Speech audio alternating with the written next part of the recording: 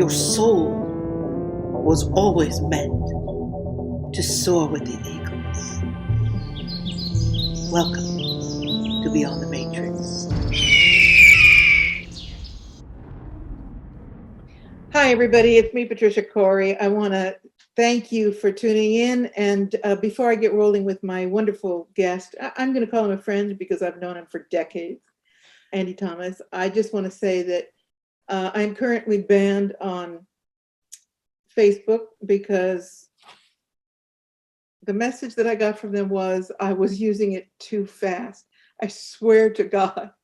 It says you are banned, or you're temporarily, whatever the term is, in jail because you used the page too fast. That's a new one on me. I'm a fast cookie.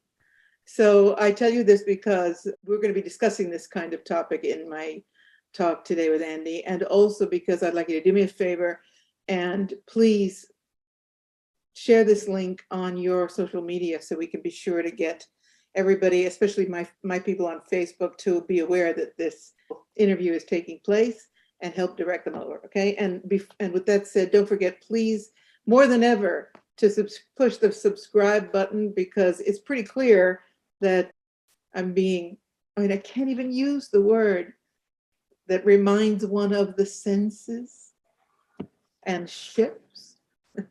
So got to be really careful now. And as I said, this is one of the conversations we're going to have with the lovely Andy Thomas, my friend. I've known him forever. Let's see, from the time I first discovered crop circles, which was a huge part of my evolution, as it is a lot of people, I'm sure Andy's too, he'll talk about that. I started to get in touch with him. I read a little book that he wrote about crop circles.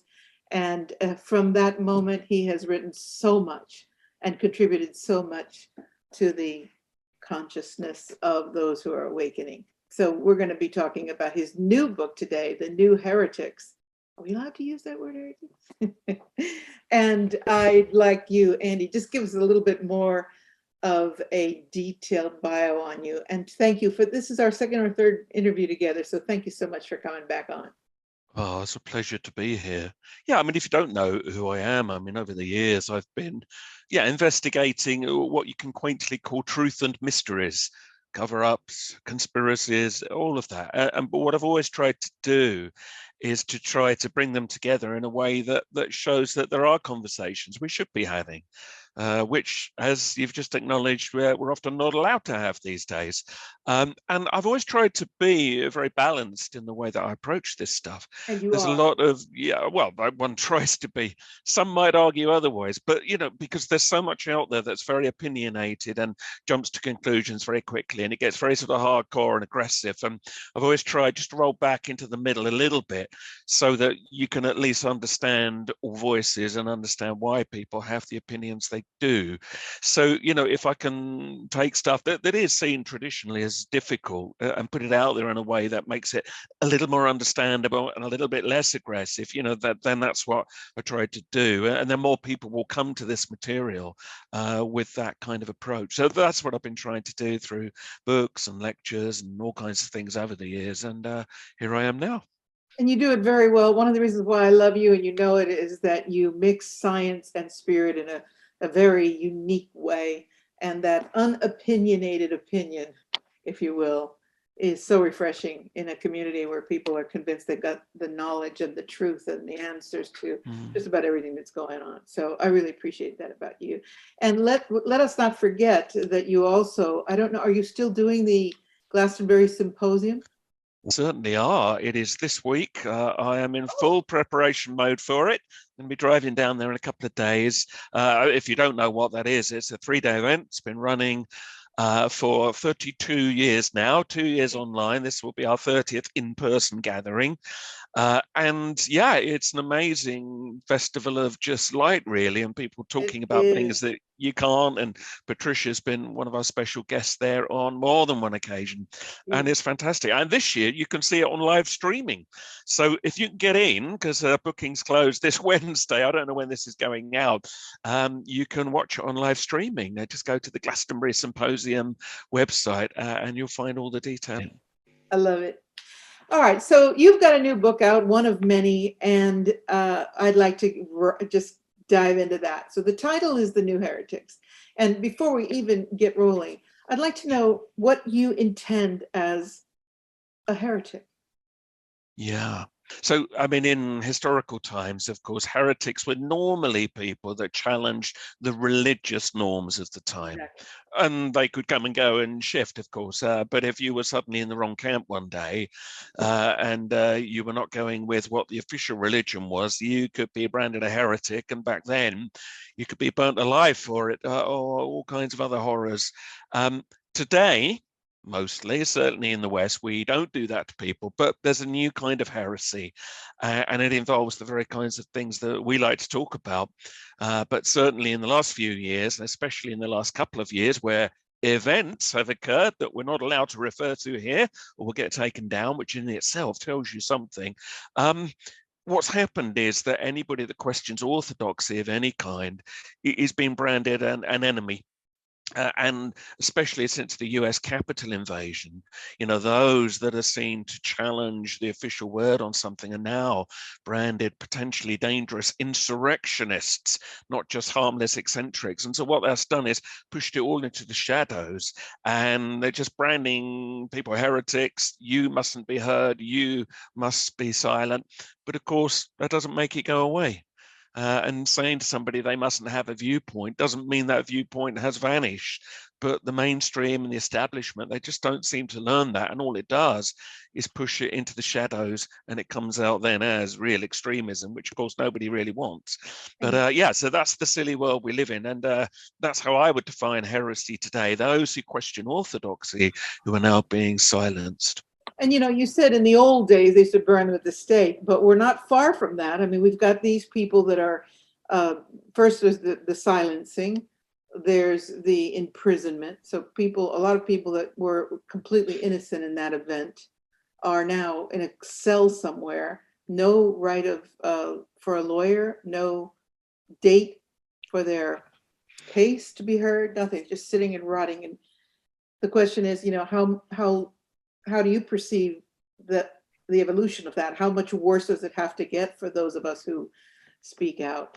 Yeah, it's not good, is it? I mean, at the moment over here, we have Julian Assange, who was behind the whole WikiLeaks thing, on the point of being extradited to the United States, and many worry about what's going to happen to him there. This man should be given a medal for what he revealed, and instead he is again a heretic, and he is, I think, in great danger. Unfortunately, certainly our government here doesn't seem to be standing up for him. And I think that's a very bad precedent, because I think he will be the first of a number of people that will suddenly be shipped off to places where we will never hear or see from them again. And that, again, to me, is a foolish way to go ahead. There are people who should be heard. And even if we don't agree with everything he did and the way he did it, nonetheless, what was revealed did need revealing. But there we are. But instead, we live in a world where some of the people who were doing the things that he didn't like that got revealed, they're now honoured. Tony Blair's just been made what's called a Knight of the Garter, which is one of the highest honours that somebody in this country can receive. And you think, hang on a minute, meanwhile Julian Assange is going to be possibly forever in jail. This is a madness, but there we are. So we now have to accept that people like that, and ourselves to a degree, if not quite his level, we are heretics, and we need to find a way forward whereby we can be heard and not be closed down. And I do believe that the only way we can do this is to keep forging ahead, keep speaking the truth where we can. Don't get aggressive about it, but keep getting it out there. And really, this is why I've written The New Heretics, the book, to try to draw attention to this and come up with some ways that we could be better balanced in the way we deal with these polarizations, because that's what they are, and deal with the attacks, but also how we can share this information in a way that can still be effective. Because if we don't do it now, when are we going to? And I do feel we're now at a place in history where we do need to speak out. But we need to think carefully about the way we speak out, lest we fall victim to the establishment treatment. Oh, yeah. I mean, I have a new book and I've pulled it back. The publisher, my new publisher, and I agree. at least for the moment, to take a breath here, because the kind of information that's in that book is pointed, and it's just, it's like, at what point is getting that information out more important than the potential for being silenced completely because of it? And I'm evaluating and weighing those things, but it is definitely a very, very strange time to be alive on this planet, and to be a warrior, to be I'm an outspoken type, and it's very hard to rein myself in. And I think that this is one of the reasons why your book is so important now, to encourage people that they've got to keep the dialogue going, but that, like you, you've got to find a way to present it so that you're not still in a cell or worse. And as far as Julian Assange, my heart bleeds. I just cannot believe that the global power is so strong that, forget when you said our government, there are no governments. There are no individual governments anymore, are there? I mean, they're puppets. I do worry about him, and I do loathe the former person you mentioned, to be honored after all those crimes. But anyway, that's a conversation for another day.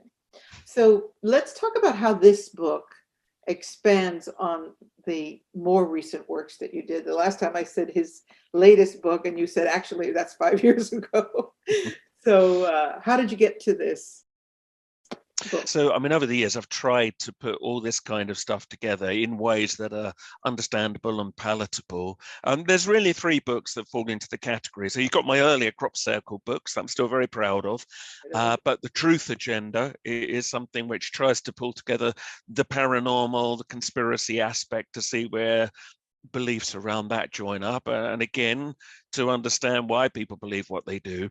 And then with the book Conspiracies, there's 2 versions of that out there now, an updated one 3 years ago, to try to actually focus on that and look at the history of it. And it's not even about who you think's right or wrong, but it's understanding, look, belief that the establishment is not being truthful is not new. This goes back a very, very long way. And understanding the patterns of history and seeing those repeating patterns is very important, because then we realize conspiracy theory is not an invention of the internet, which they'll often try and tell you in the mainstream, that it's social media that's given a voice to this, but it's always been there. From the first day the printing press was invented, conspiratorial thoughts were being shared, and sometimes they were right, not always, but sometimes they were. So it's looking at the big picture of that, how we got to where we got to, and that came up to the Trump years. Now, obviously, we've been through an awful lot of upheaval in the last few years. You know what we're talking about, everybody. What that did for me was I realized that it was constellating various polarizations and very deeply entrenched arguments. And I'm part of an email group, and, as a group of friends, we all share stuff and we discuss the latest truth material. But, even there were divisions growing. Some people believed that nothing was going on. Other people believed what they were told. Others thought the truth was somewhere in the middle. And it really brought out of people their inner sort of beliefs and where they stood on everything. And it was a really good illustration of that in the wider world as well. And I thought, this is the spark, because nobody seems to be putting this all together in a way where you can understand how it got to be so polarized. So I started to write the new Heretics in the lockdown months, or years, I suppose you could say, and in a way trying to come to terms with why we are where we are at now, why people have the beliefs they do, not to try to judge them too much, but to try to understand them. And, this stuff's controversial, and all power to Watkins Publishing that have put it out in the US, in the UK, across the world, that they allowed me to put it out. And, they realized that I wasn't trying to judge who's right or wrong, but I'm trying to say, let's understand what the arguments are. And that goes into an awful lot of stuff as the book goes on, all kinds of stuff about health, about 5G, about all the things we know we're talking about here, to try to nail down, look, these are the arguments, not what the mainstream tells you, right? If they represent truth arguments at all, it's usually skewed. What they give you is not the truth of why people are saying what they're saying. And they demonize people very easily, and they're probably ordered to, or at least they've got into a habit of doing that. And I'm trying to take away the demonization and say, what is it they actually believe? And is that so unreasonable? And look at it for yourselves and make your own minds up. But I give both sides of an argument. And through the book, I gradually piece together the clear outcome that people who question should be heard out. You don't need to agree with them, but they should be heard. And freedom of expression, if we close that down now, it's not going to come back anytime soon. So we need to keep this alive, and need to keep the debate about keeping it alive, because that's the thing. If we let it slide, and you've got a case in point there, you've got material you want to put out there, but you're wondering how best to do this. The only thing is, if we all shut down, then when does it come out again? I mean, one thing I liken it to is if you look back in the Dark Ages, and I would call the Dark Ages kind of in Britain, the Viking times, there was a lot of upheaval, not a lot of sort of organization in the country. The monks were quite clever. They decided to keep knowledge. They realized nobody was going to want to talk about it. A lot of it was being suppressed. So they just kind of went into a mode of preserving knowledge. Now, to them, it was largely religious knowledge. But if you look at that in a wider context, that's what we need to do now. By keeping these conversations going, we're preserving knowledge by making sure these sources can remain, even if the mainstream manages to hide them. And they're doing that very nicely, by the way, by editing search engines and taking stuff down. But if it's still there and we make sure that it remains there, it'll be there if the wind changes and suddenly people say, hang on a minute, maybe we should be talking about this stuff. I do believe that will happen. I don't believe that tyranny lasts forever. It can come and it can go. I think there will be a chink sooner or later where people go, well, hold on a minute. I don't think it's right to keep just pretending this isn't there when it is. And if that knowledge has been preserved, and those that are trying to fight now to, keep the arguments alive, you'll be able to go, well, here it is. We must not let the authorities shut it down and destroy it completely so that it can never be found again. And, that's clearly what they would like to do. It's very clear they're trying to breed generations of people who will forget that anybody ever questioned orthodoxy, and they'll push it to the fringes of the internet where most people don't go and will never find it. And so the hope would then be that nobody will even want to look for this kind of material in future. Well, the And, thing is that people are being programmed out of culture, out of history, out of language. I mean, the misuse of language is something that I find completely shocking. And yes. that they're not even going to remember their humanity if we don't keep this on track, right? History, culture, language, all these beautiful aspects of being human and diverse are being shoved out of our consciousness ferociously. And I was wondering, how is it in England? Because in the United States, although I'm not there, it is really reaching points of insanity. What's happening in England? Yeah, I think very similar here.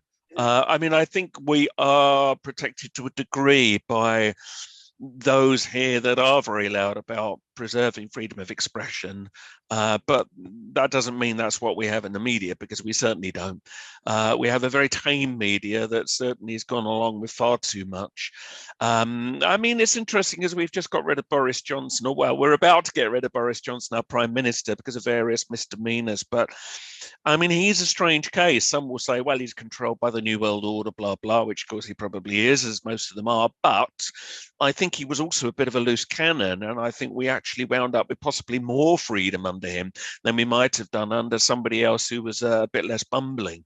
Because I think at heart, he just likes to do his own thing. And, he sees that for everybody else as well. Now, when I've said that in the past, some people have said, no, you're wrong. The man's a conspiracy. But anyway, we're moving forward from that now. I imagine something a little bit more conventional again, which probably won't help us. But my question was more about what is happening in the populace. Are you having the hysterical division of good, bad, racial, gender, this kind of hysteria that we're seeing in the U.S.? I mean, the U.S. looks like it's heading for civil war. It really does. Yeah, well, I mean, I know a few people think there's been a kind of a slow motion civil war running there for years, in a way, which, from our perspective, it does look a bit like that. I mean, the new Heretics does include a chapter called "The End of Debate?" Where it does look into this, that we are now being trained to come down heavily on anybody that questions or is seen to upset somebody by expressing an opinion that that person over there doesn't like. And so what we've done is, so yes, we have done this here too in Britain, is that we've said, oh no, that person over there has expressed an opinion which has offended this person here. So instead of saying to the person that's being offended, look, let's deal with it and, make your case, come back at them. We don't. We say to the person that voiced the original opinion, right, close them down. Stop that person from saying it, because look, they're offending all these people. But of course, in the end, if you go too far down that road, nothing is allowed to be expressed. And exactly. And I mean, look, the woke debate and all of that, I try to write really in a very balanced way about it in the book, because we need to understand why and how this has come about. And it's not all bad intentioned. I think some people think there is genuinely a need for sensitive souls to be protected, but it's certainly being abused. And look, everybody's got a right to fight for their rights and what they feel is right. But other people also have a right to feel that they're being infringed on if a minority is bullying its way around the world to get what it wants. And that's a problem. There's an awful lot of trolling and bullying for a very small group of people sometimes, when actually probably the majority of people are very concerned about where things are going, but they are no longer allowed the voice. So yeah, that does sort of turn things upside down, but I wonder for how long you can do that. And here, I think we are already sensing a bit of a kickback against that. I mean, some of the candidates that now want to become a prime minister are very openly speaking out against things that are too woke and all the rest of it. Now, maybe that's just to win votes amongst certain demographics, but it's interesting to hear it being voiced. But it's not straightforward. And I recognize, if you are a minority and you're having a hard time, that is not a nice thing. And I don't think that they should be ever victimized, and they have a right to stand up for themselves. But it's that question of how far do you go with that? But I mean, you mentioned just a few minutes ago, like language, the denigration of language, basically the changing of our history, the way history is now being taught to us, is sort of telling it in a completely new way. Well, what does that remind us of? It reminds us, and I know this is cornball, but it's also true, of George Orwell's nightmare vision in 1984, where you change history, you change the language, you make it simpler so that you cannot express complex ideas anymore, and therefore you can't rebel because you can't even express what it is you're trying to rebel against. And I do think there's an element of truth to that. You see around here now, because people in school are not corrected with spelling or punctuation or anything like that, and I'm not saying I'm perfect, but you see great big beautifully painted signs with glaring spelling errors and apostrophes in the wrong place, and the people say, oh well, it doesn't matter, let them do their thing. But in the end it does matter, because what that's doing is making your ability to communicate harder. It's making it cruder, it's making it far more fuzzy around the edges, and blurred boundaries and fuzziness. That's something that I write about in the New Heretics, because that's how polarization is often achieved. And I think we have certainly been encouraged to be polarized by just about every conduit of mainstream life for a long time now. And now it's coming to a head. To the degree, whereas you say, like in America, you've virtually got a war, Republicans and Democrats. It's no longer just an ideal or ideology argument. It's almost come to blows, and it's almost like somebody wants that to happen. Yeah. Back on the language issue, the point is, of course, that the noble human needs the access to elevated language. This is the expression of poetry, of nobility. And I don't mean nobility as in personal wealth or stature, but I mean the nobility of thought, the poetic mind, the inquisitive mind. It's getting to be with language that we're putting out a bunch of grunts here.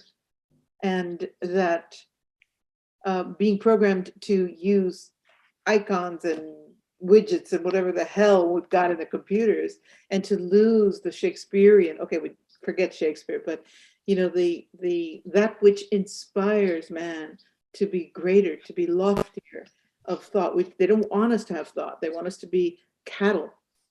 And I just wonder, when will people fight back? But then again, if they're not, even the schools are under control in America, they've got the complete devastation of schools, which are propaganda centers now for the children, and sexualization camps for these young poor babies. And I just wonder, how do we get back? How do we get back? I mean, it does make you wonder who is driving these agendas when the majority of people do seem to feel uncomfortable with these things. Yeah. I think the only way that we can roll back on it is for people to speak out and really be allowed to speak out. And I think the very fact that, yeah, there does seem to be a push against those people tells you that there is an agenda here. And yeah, I do think that ever sort of cruder way of living, of communicating, definitely the over-sexualization. It takes you right down into base chakra stuff. And it becomes much, much harder to then live in a world which is nuanced and balanced. And nuance and balance, they don't exist in the modern life. And yeah, certainly rewriting our history is very worrying. And I mean, just to give you an example, there's currently running a new adaptation of a Jane Austen novel. So, 18th century famous author, when suddenly all the characters are talking in like street speak and talking about my ex, and I've got a playlist here when they're holding up sheet music. It's like, well, hang on a minute. And they're doing it because they think, well, more younger people will come to it and they'll understand it better. But then what you're not doing is saying to people, look, things weren't always the same. Here's a window into how it was in the old days, and learn exactly something from that. And but we're not. So we're pretending that never happened and rewriting it.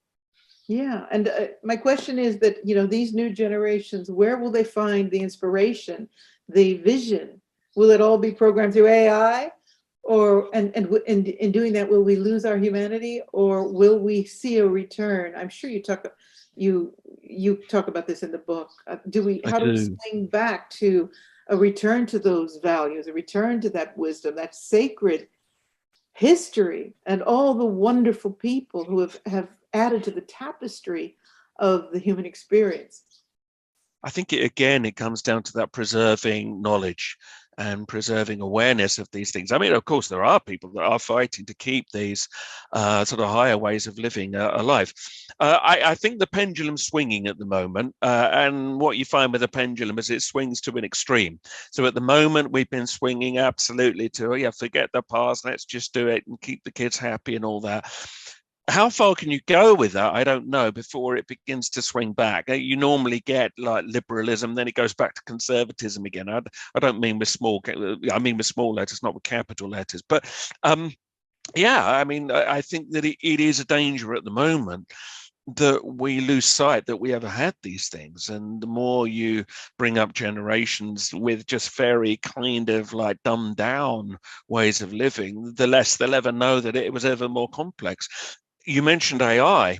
And so one of the things I address in the book is, transhumanism, because we're talking about artificial intelligence and a world with robots in it, which I think will come. And I think that will bring many changes we can't even imagine now. But the next step, which, we've already got Elon Musk playing with this, putting chips into pigs' brains and all of this, is that what happens when we begin to become part machine ourselves? Centralized knowledge is an issue. So if you look at today, what's the first thing somebody does if they want to know about something? Mostly, they go to Wikipedia. But you and I know that Wikipedia is massively edited to be pro-orthodoxy. Anything that questions it, it's not going to last on Wikipedia. So people are then seeing only one version of reality. Now, jump forward, maybe only a few decades, we'll see. And you've got a chip in your brain where you can access the internet and you see it all in your eyes. This is all being openly spoken about now. People will get their knowledge from increasingly centralized sources, and those sources will be completely controlled, if we keep going in the way that we are at the moment, by those who do not have good intentions. And that is why, before we get to that stage, we need to absolutely shout about this now and go into that world with full consciousness, because by the time we're all part of a kind of a greater whole governed by the centralized source, it's going to be very, very hard for anybody to strike out for individuality and say, hang on a minute, maybe that's not actually the correct version. And that does seem to be the way we're being driven to. So yeah, it brings with it so many dreams and so many nightmares. Technology is wonderful. I mean, we're using it now. It's a wonderful thing. If you use it in the wrong ways, though, yeah, it brings dangers. And I try to talk about that in the book, again, from a balanced perspective. It will bring good as well as harm, but that centralized knowledge issue is not being talked about enough. And when we start to become machines ourselves, or part machines, at what point do you lose the soul? When do you stop being a human being? These are questions we do need to start debating now. And I know science fiction has for years. You know, the Borg in Star Trek would be a good example of that. But it's becoming real. And yeah, we absolutely now need to give some attention to it. Talking about AI and our accessing it in our brains as a sort of galactic library is one thing, but we know they're actively working on being able to, once they're in your brain, to manipulate your thoughts, moods, reactions, so that no matter what you're picking up from the centralized library, they can decide how they want you to react to it, how to act on it. And, you know, let's talk Manchurian candidates while we're at it, right? So, Sure.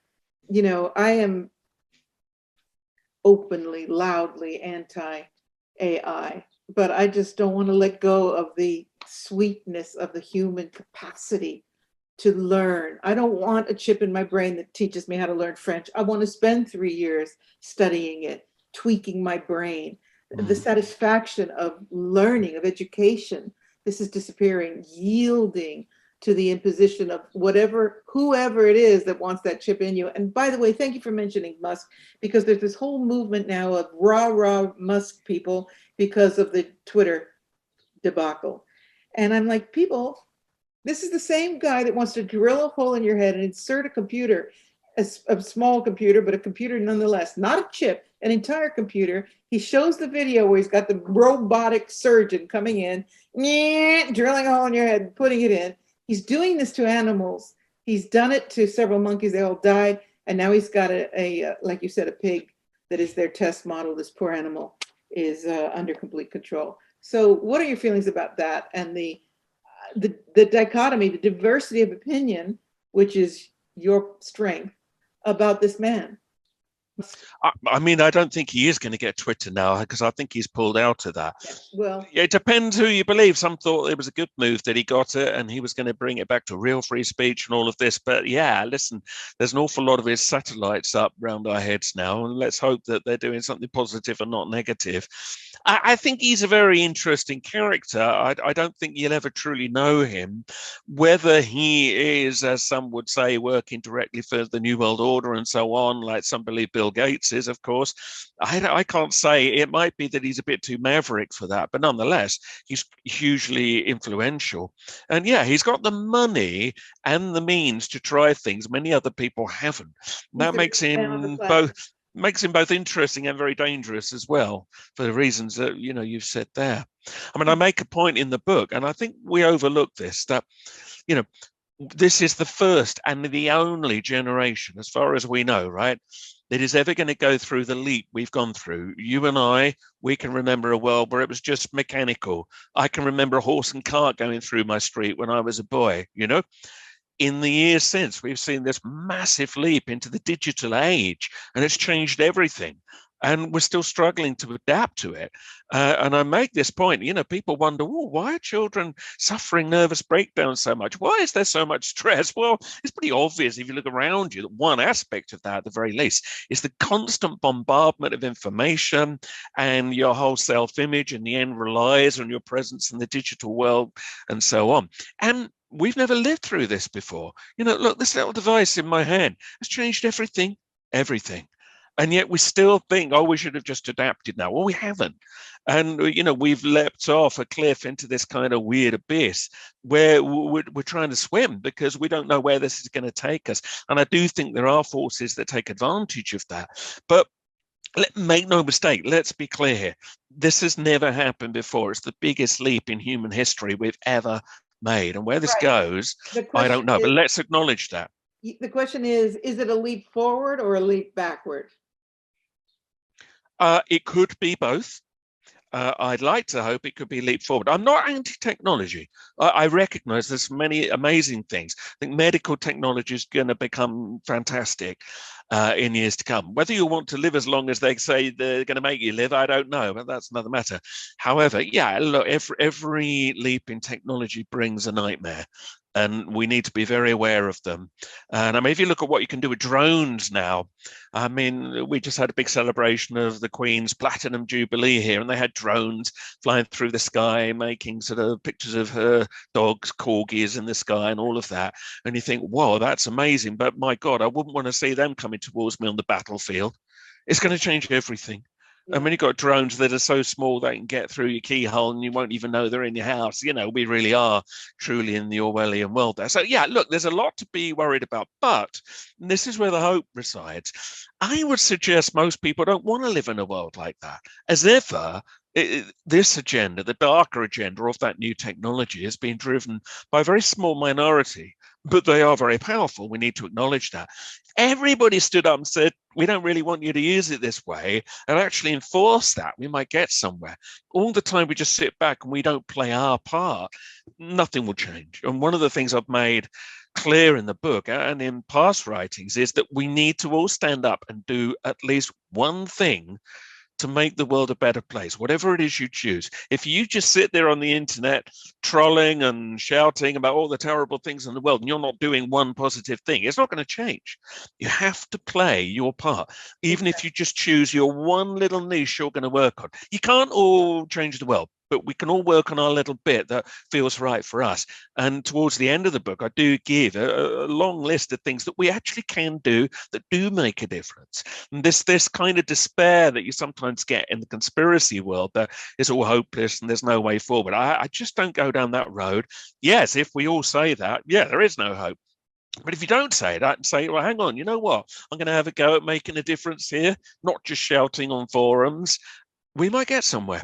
Yeah, And we've got to hold that optimism there and believe that there is a light that we can all move towards. and I do believe that. whatever your role is, as I always say, whether you're in the, pushing the light forward so that the warriors in the front line can do what they're going to do, it doesn't matter. What matters is you're committed and you have the intention to affect change for the better. And that is paramount. And right now we see civilization in so many ways trapped in that war, the mind war of division, exalted to exacerbated to the state that it's in now. But I use that word a lot about the pendulum swinging, that term. And there is an equal and opposite reaction. And we're just about as far out in the pendulum as we can be to the dark side. I mean, they can make it worse, but it's pretty dark as far as what is being perpetrated on the human race. And, when you reach that extreme, it has to start swinging back. And so we are seeing some very good signs, humanity rising, finally saying no, which is powerful language. Being able to say no and stand for the no is just as powerful as saying, yes, my heart is open. Wouldn't you agree? Absolutely would agree. There are some signs of change. I mean, we've seen in recent times, for instance, a well-known tennis player standing up for what he believed in. You know what we're talking about here. That was a good sign, and he stood his ground. Over here, now we have a new TV station, and it's pretty new. It hasn't got huge viewers, but it's growing, which for once is actually standing against some of the orthodoxy. It's speaking out about things that other mainstream channels are not. So we need more of that. But there is a move towards it, and people are getting drawn towards them, which suggests that there is a thirst for something different that does question, doesn't just go down the same old road. So look, I think never despair. The day we all despair is when change stops, because then you stop trying to make a difference. One of the points that I make in the new Heretics is, look, we get a lot of people in the truth world who claim to be warriors for truth. That's a very nice thing on one level, but the danger of that is, like, when you become a soldier for something, you often get dehumanized.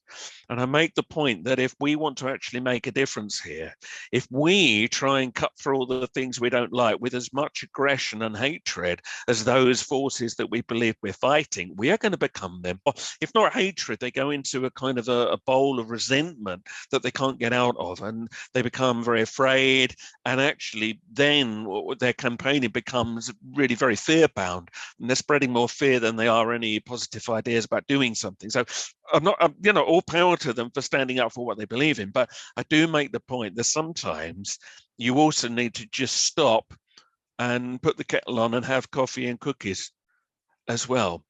Because if you're a soldier 24/7, it does something to you. And the worst thing is it can do, and I've seen this with some people that I know and I'm very fond of, is you lose your compassion for the human race. The minute you lose that, right, you're on a bad road. Right, but You've got you to be are a soldier compassionate yourself by the nature of the work you do, the nature of bringing forward truth as you understand it, providing platforms for people to speak their truth. That is my opinion of soldiering for the light. For sure. Yeah. And I mean, by default, I suppose I am, but I'm also aware that I mustn't let that 100% define me. Absolutely. I'm also a human being, and I care about the people around me. And that includes, I know this is so hard and we've never learned this in history, having compassion for those people that don't agree with you. Yeah. And one of the things that I get to in the book is, look, before you condemn somebody over there for having a different view to you, right?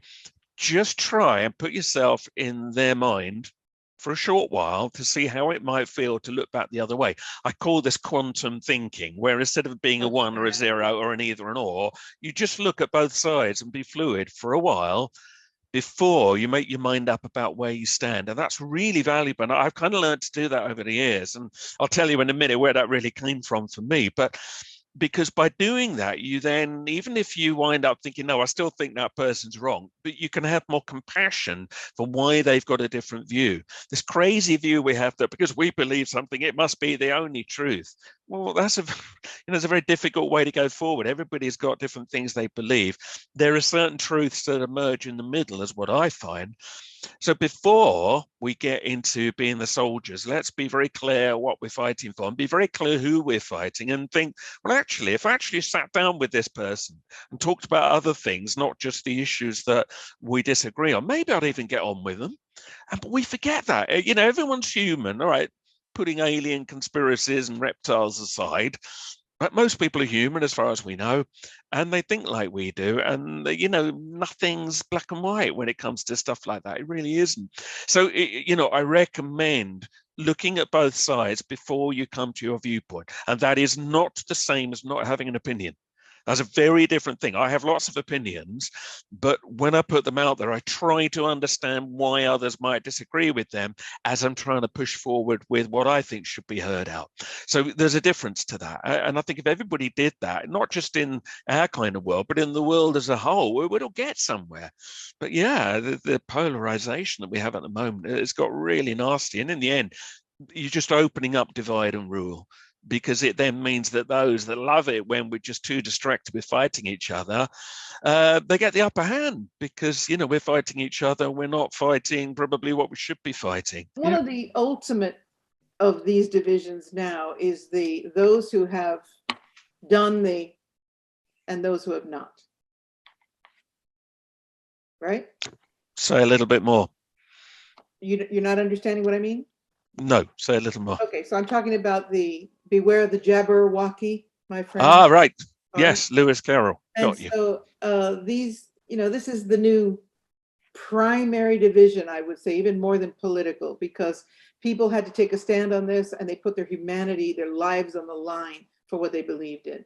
And I'm hearing from a lot of our contemporaries comments like, well, you can't worry about them, or let them walk off the cliff, or I can't put my energy there. And I'm kind of shocked that we're not feeling compassion for people who have made decisions either out of ignorance or out of fear, or both, that the suffering of humankind is going to touch us. We can't just say, oh, well, there's nothing we can do about their decisions, so let's put our energy here. It's like, it is our energy. It's humanity. You're either for humankind or you're not, right? And I would imagine that this fits in with your perception in the book of quantum thinking.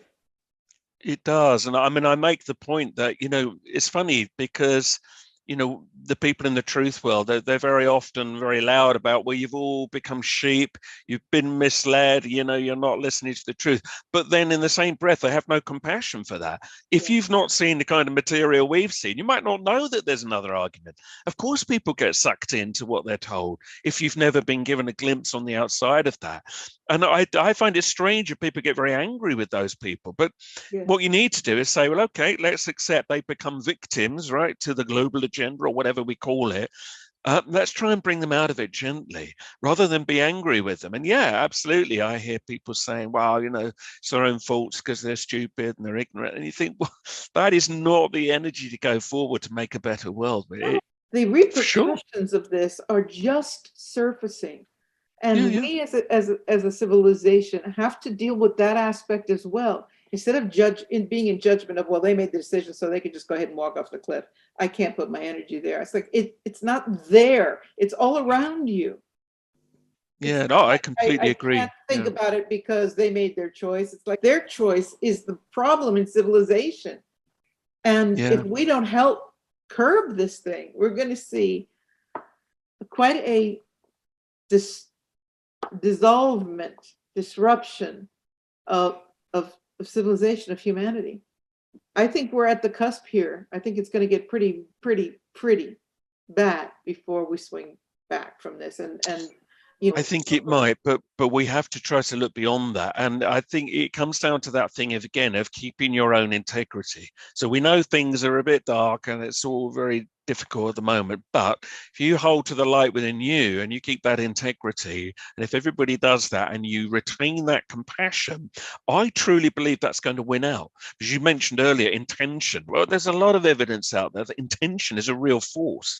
You know, in the collective consciousness, it has genuine value, and that's what we need to keep. If your intention is pure, right, even if you wind up doing some things that don't turn out to be at the right course, but if you went into it with a really pure intention of wanting to do good and not keep judging other people, but you deal with them as you need to, but you understand why maybe they've come to other decisions to you, that's going to be the way we can actually change things. If we're going into it with just as much darkness and fear as everybody else, it's not going to work. I mean, talking about fear, so here I'm sitting here today in one of the hottest days, they claim, in Britain's history. So we've got a huge heat wave. Now, okay, it is warm, I grant you, but it's an interesting thing. The way it's sold to us is not, well, okay, you know, it's very, very hot and you need to be careful. It's sold to us as the apocalypse. You know, if you listen to the news today, you think this was the end of the world. It's just a couple of hot days, you know. And we've had hot days before, but when you look at how it used to be treated, like, and it's funny, you can find these on YouTube. You can find old weather forecasts from like 30 years ago, and they'd show you a hot day with exactly the temperatures we got today and all nice sort of cheery sun symbols, you know, on the weather map. Now it's all red, deep red blotches and little fire symbols. It's like, well, hang on a minute, we didn't used to treat it like that. So yes, and I'm not a denier of climate change. Clearly something's changed. The reasons I think we could discuss. I think there's uncertainties definitely there. But yeah, I see it going on around me. But fear, the way the fear is used to control people and don't go out and don't do this. Again, it's that fear. And we need to be careful that we cut through that. Not to mention the huge funding that is going into this concept of the green agenda that is feeding all these politicians. Well, until the Ukraine war suddenly, when all of a sudden all the green agendas are going on the back burner, if you pardon the pun, because that shows you something. There's a chapter in the book where I show some of the double standards about all the politicians that boast about their green credentials. And then you look at the policies they're actually bringing in, and it's clear that they don't believe that. They're going to put the economy first. And maybe you could argue there's sometimes cause for that. But the point is, what they're preaching to us and putting on us all the time and all the fear is not followed up necessarily by what they're doing. And now immediately in Europe, there's a potential gas crisis because Mr. Putin's going to turn it all off or whatever. It's like, all right, more fracking, more gas, more fossil fuels. It's the only way forward. And you realize that, all the talk of change was kind of very much at a surface level anyway. I mean, maybe we have to do that in the short term. I don't know. But they should at least be honest about it. And it's that dishonesty constantly about what they do. And also arms dealing is another good example. And I include that in the book. We say we don't deal with countries that have bad human rights and this, until it suits us to. And then we'll start selling them arms, and then we'll be nice to them again. So it's all fake news of its own kind. And yet those in authority accuse people like us of putting out the fake news. So it's wrong on so many levels. So many levels. It's mind-boggling when you look at the way that things are structured right now and what we're up against to turn the tide on this abuse of power. It's at every level. It's in every way. It's the child trafficking all the way up to arms running. It's all controlled. None of it is haphazard. And we've got our hands full to turn this around. But like you, I believe in the human spirit. Always have. And I love seeing finally some rebellion, very organized, some people say even the rebellion is organized by the people of interest, but I don't think so. I think you're seeing people who've got their bags full. As my Syrians have always said, it's not until you're up against the wall that you move into action. It's not until it's in your face that you stand for the rest of you, for yourself and others. And that's where we are now. It's in our face. It's getting more and more in our face. It couldn't be more clear that they're deliberately destroying the food system. It's obvious. I mean, it is interesting, isn't it? Yeah. And I mean, you get movements like Extinction Rebellion, which, I think some of them are coming from a very good place. But it's funny how they've been led down one path and all you hear about is global warming, global warming, global warming. But I'm looking around me and I can see this outside the window now, at a mass extinction going on. There's almost no insects this summer compared to normal because their habitat's being destroyed, because of pesticides are being used. That I don't hear anybody talking about that in those realms. It comes up in the news from time to time. There's no kind of big impetus. And yet the day the insects are completely gone, we're finished. And I find that very strange that does not receive the attention that it should. So, yeah, there are extinctions going on, but it would be very nice to focus on all of them and not just the ones that, we are very narrowly focused onto, which I do suit other agendas, to be sure. Let's just take a walk down memory lane and talk about the crop circles. I know that that's always going to be one of the themes of the symposium. And I also know that you're very circumspect when you speak about the formations, but have you seen anything interesting in the field? Personally, whenever I see them lately, they're like, you had to be around for the real deal. But of course, people will say, well, that's judgment, and you don't know unless you're inside them. But let's talk about your position for so many years, trying to weigh the scales, keep the scales balanced for people that were in the crop phenomenon, if you will, and how the book parallels that with new aspects of truth seeking. So, I mean, I've always contemporary aspects of truth. Yeah, no, I understand. I've always resisted golden age thinking when it comes to crop circles. I hear a lot of people talking about the golden age of crop circles, and then you find that everybody's got a different golden age from a year they came into it and they enjoyed it. I look at some of the formations we have now. It's a quiet year. There's no getting around it. It's a quiet year, but there's been a few, and I quite like some of them. If you saw some of those, 30 years ago, you'd go, my God, amazing. We've got spoiled. We've had so many incredible patterns now. If you get one that's even, you think, slightly ambitious, you go, oh, that's not very good. I think it's a bit of a mindset. We should always forget. Look pretty wonky. Come on. I mean, it's not. Oh yeah, I mean, there's some you go the wonky, but even there, you know what? I've seen crop circles in years past that have looked not great from the air, but you get inside and you can't see how they could have made it when you look at some of the weaving and the layering. But that's another story. The point I'm making is that different people will respond to different crop circles. I'm still happy that they're going on, wherever people want to think they come from, because new people still get called to it. And for them, this is their golden age. That's always the case in any given year. Very beautifully stated. Right. So I do feel that. But I do want to talk about the crop circles because, so I mentioned earlier in the interview that something that brought me to the quantum thinking of learning to embrace the fact that other people have got different views, without question, was the crop circles. And in the new Heretics book, I try to bring in aspects of the unexplained, paranormal, esoteric stuff, astrology, because these people that believe in all these things are also heretics. They are also being denied a voice. They're being attacked from the outside as being purveyors of dark age thinking and all of this. And it's not right and it's not fair. So I deliberately hold up a flag for them, knowing that some people will think, oh, well, that bit's low roll rubbish. No, they're heretics, the same as those that believe in global agendas and conspiracies, and they deserve to be supported. So the crop circles, of course, that's how I got into all this years ago. And I learned very quickly that the crop circles, wherever you thought they came from, were not being accurately represented. And that took me down the road of realizing, well, probably nothing is. And that's why I do the work that I do today. But there's a long section in the book, getting towards the end, about crop circles, where I get a bit more personal and I share my journey with it, where that was a perfect encapsulation of how people get polarized. When the very big complex crop circle suddenly emerged in 1990, it'd been a build-up before then. Suddenly, everybody had their theory. It's aliens come to save us. It's aliens come to destroy us. It's angels. It's God. And it was fantastic. All these ideas were being gathered.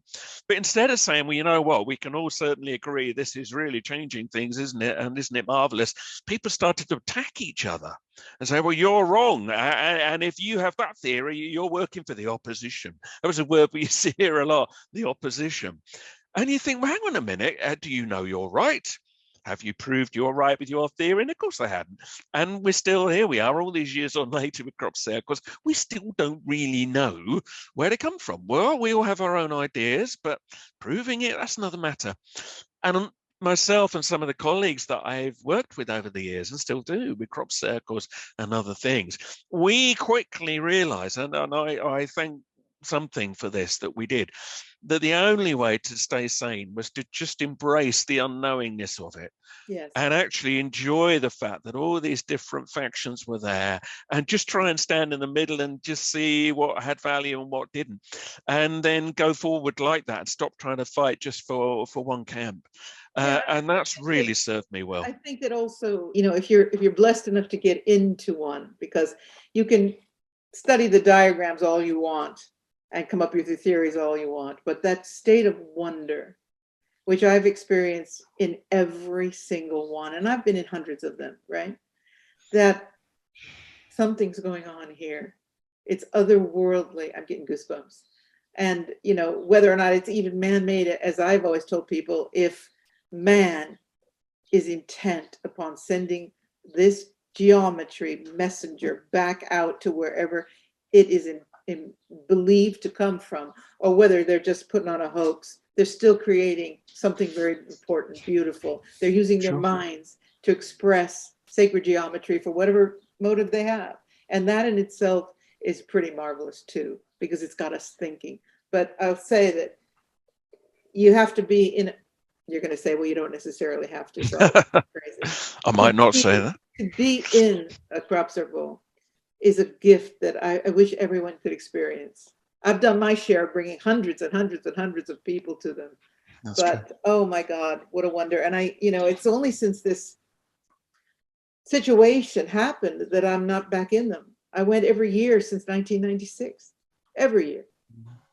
And so may they prosper, live long and prosper. And, I don't think they're showing any signs of going away. It's quiet at the moment, but you know what? We've had quiet years before, and then they've resurged. Yeah. I don't know. I think we need them, and so whatever makes them, it provides.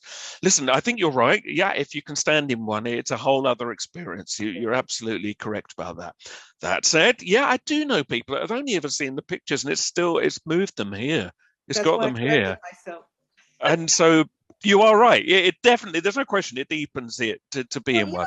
However, there's the experience of entering it, of being in this vast field, usually very quiet, right? And so that whole sensory experience that Yeah. walks you in, and you and I have gone in together, and you have your approach and I have mine, and still there's something very, you cannot dismiss, whether you're an engineer and a scientist and you're going in to measure the whatever, the waves, the electrical field, or whether you're a mystic or both. The experience of walking into a crop circle is huge, just huge. Well, And will always as be a is, big yeah, part of my evolution. as has been expressed before, it's sacred space. It's Absolutely. sacred space wherever I'm you very feel it comes thankful. from, and it feels like that.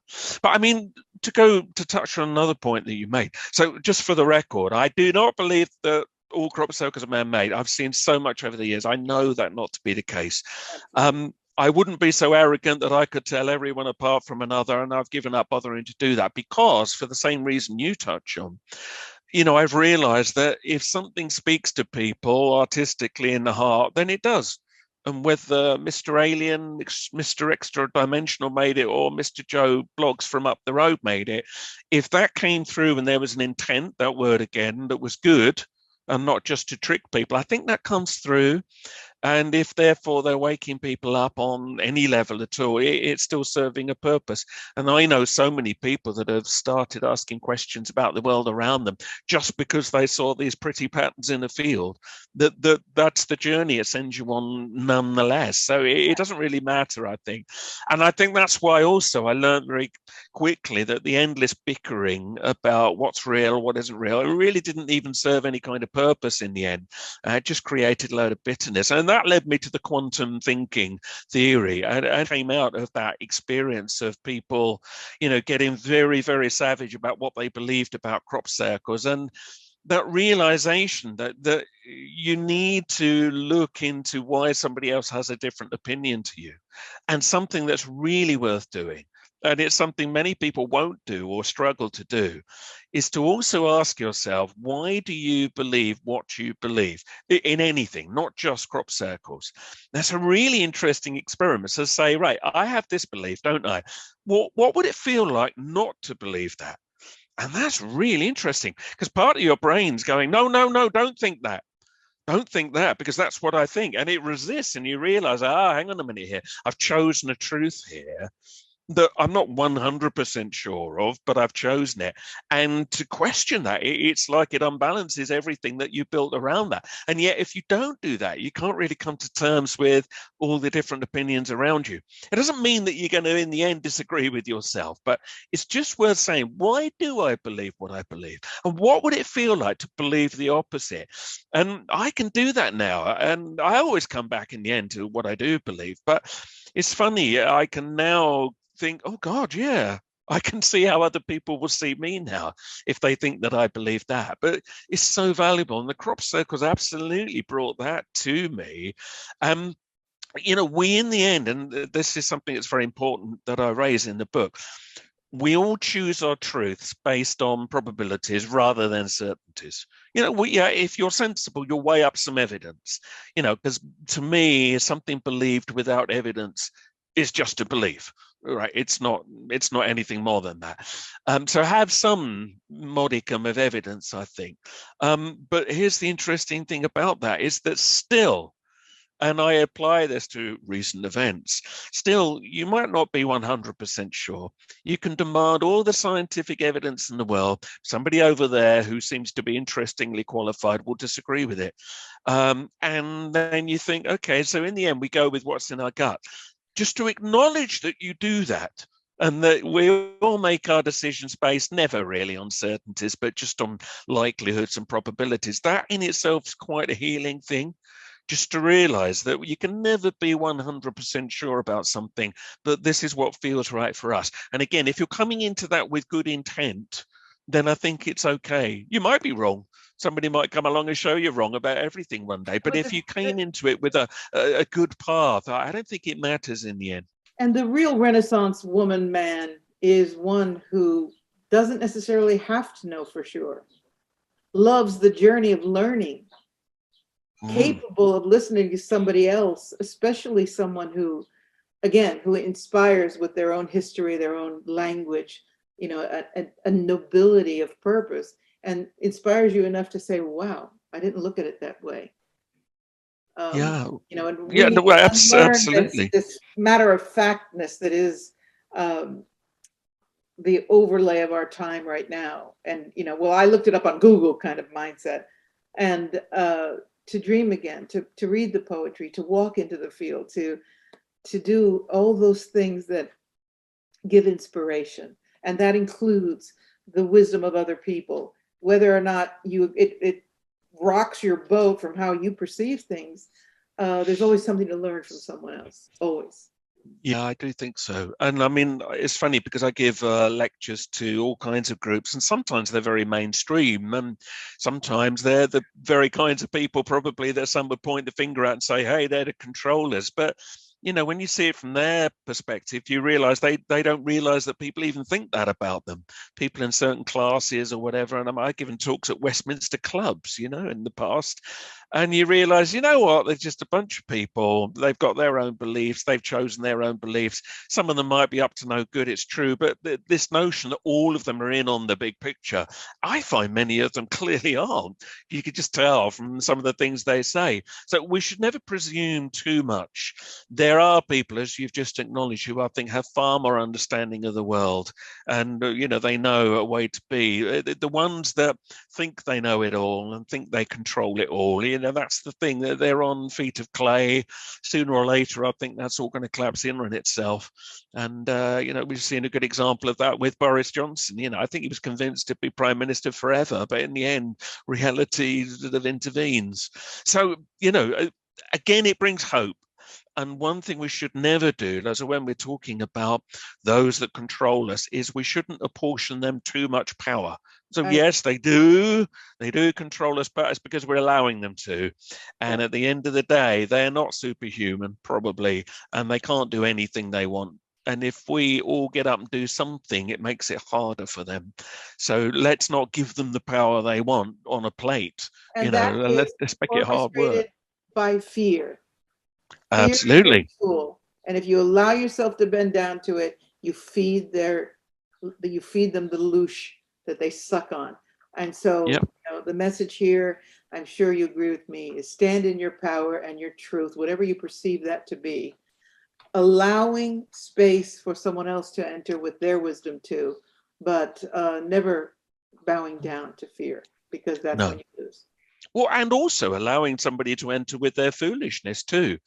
They might be wrong. They might have a view you really hate, but it's worth understanding how they got to that. And maybe you might find you've got more in common with them than you think. Not always, and sometimes you've got to leave the room. But you know, Oh, just to thank you for saying try. that, because sometimes you do also have to leave the room, and that's You okay. do. That is also all right. Yeah. Listen, Andy, do you have any focused thought as a closing commentary for the viewers today that you'd like them to take away from the book, which you will hopefully see them go out and grab off the shelves? I mean, listen, obviously I'm heavily biased, but I really would recommend reading The New Heretics because it's the only book, as far as I'm aware, that's out there in the mainstream that actually stands up for people like us and dares to say, look, this is why we believe what we believe. And I'm self-critical as well. We're not always perfect, and the book acknowledges that, but it says, listen, there are reasons why we believe this. Here are the reasons. Nobody else is going to tell you in the mainstream world, but you can now understand it all in one book. If you already have that mindset, it makes it clearer and it will make you feel empowered about what you can do to get it out there. But it will also, I hope, for those on the outside, make them feel that, okay, maybe these people should be heard. I think the best compliment that I ever had about the book was a lady in New Zealand from the University of Auckland who wrote to me. And she is totally mainstream. She believes in mainstream stuff, but there was a lot of protests going on there with all the stuff we've been through. And she said, but you know what? I read your book and I finally understood why they believed what they did. And although it didn't make her agree with them, she was able to come to terms with it. And she said, I've recommended that all the people I know who feel the way I do read it because it's helping them be less aggressive about the way that they were dealing with it. And I thought, you know what? Hallelujah. Yeah, that's a Because beautiful that's the testimony. point. So the book works for two sides of the argument. It brings it into the light and you'll come out empowered, whichever way you look at it, and feel much more informed, which is something the mainstream's not going to do. And that's what I'm all about. Have you got the book? Can we see the cover? We can see the cover with the word sample copy written on it. There we go. Oh, beautiful. And So boy, is that a big volume. it's not going to be a 5-minute read, but as you get through it, you'll understand why it isn't. But there's a large appendix at the back also, which gives you references and details, because I didn't want to just sound off and not actually show, look, this is where this information is held. Well, I suppose not, but it's all in there, and it gives you other sources to go to and to go on from there. But look, it also gives you a lot of hope, and it tells you that there are things that you can do, and never feel that they are winning, because that, again, it just hands it to them. Let's not do that. There are things we can do, and I really hope if you read the book, you'll come out of it feeling, yeah, a lot more empowered, and feeling that there is certainly a voice that we should have and should be allowed to have. Thank you, Andy. I love it. All right, you guys, be sure you go out and get that book, because it's a beautiful piece of work. And don't forget, the Glastonbury Symposium is Wednesday. I have spoken there 3 times, I think, and it is such a coming together of just fabulous people. I should add, so the symposium is on Friday, Saturday, Sunday, 22nd to the 24th. But the ticket sales for the online streaming, they will end on Wednesday. Yes, we will. And if you want to know more about me and my work, do look at my website, truthagenda.org. Yes, truthagenda.org. Lots of stuff. All right, you guys, thank you for listening. Don't forget, please subscribe if you like what I'm doing here and the people that I bring to you and the wisdom they share. And again, I am blocked on a few different platforms, so please put the link that you'll see above or below, I'm not even sure here, and help me get the word out, and Andy's wisdom shared with as many people as possible. Thank you, Andy. Always a great delight to be with you. I'm sure we'll talk again soon. I hope so. Have a great time at the symposium, and just know my spirit is with you, even though I can't be there in person. Thank you. Thank you all. You've been listening to Beyond the Matrix, the program that invites you to think outside the box. And that's what we've done today. Love you. This is Patricia Cori signing out.